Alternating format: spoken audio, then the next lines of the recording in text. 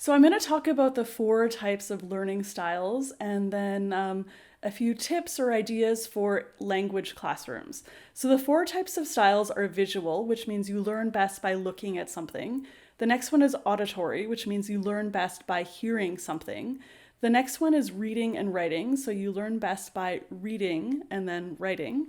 And the last one is kinesthetic. So you learn best by doing something. So for visual learners, you could have pictures, cards, timelines, different colors, that kind of thing. So one thing that I love to do for the visual learners is if I'm teaching a grammar point that's related to time, I'll draw a timeline like now, past, future, and draw some arrows, and it really helps students understand. So for example, I've been to Japan. That means I've been to Japan at some time in the past, but the exact time is unknown.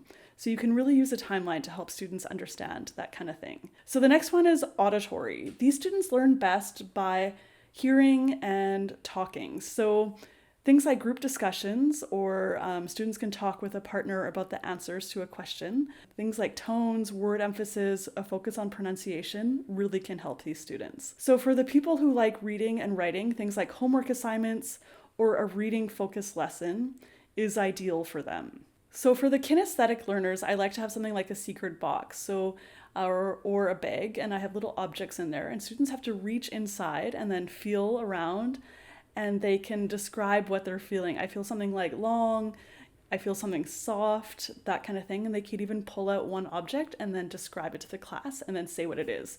So another thing you can do is taste testing. So if you're talking about food, you could bring in some common foods like some grapes or a piece of apple, a piece of chocolate, that kind of thing. And you can do a blind taste test and have students describe how it tastes and then also guess what it is. Or another thing you can do is set up just various task stations around the classroom, and then students can kind of move around the class doing various things. So maybe like make a sentence with a certain word, or organize these 5 things into a category, something like that, or find what's in common among all these objects. All right, so those are the 4 different types of learning styles and how you might try to cover kind of all those styles within your ESL lesson. All right, so if you like this video, please hit like, subscribe, and leave a comment and tell me if you consider learning styles when you're planning your ESL lesson. Until next time, bye everybody.